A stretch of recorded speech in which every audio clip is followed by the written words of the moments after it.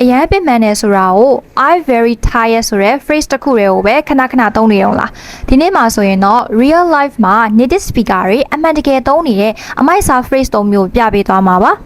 ပထမဆုံးတစ်ခုကတော့ I'm exhausted ပါအရန်ပင်ပန်းနေဆိုတဲ့အဓိပ္ပာယ်မျိုးပါ I'm exhausted so for example I worked a 12-hour shift I'm exhausted နောက်တစ်ခုကတော့အသုံးများတဲ့ phrase လေးပါ I'm worn out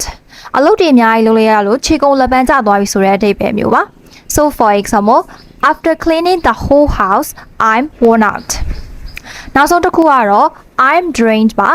I နေကုန်သွားပြီဆိုတဲ့အဓိပ္ပာယ်မျိုးပါ so for example socializing all day really drained me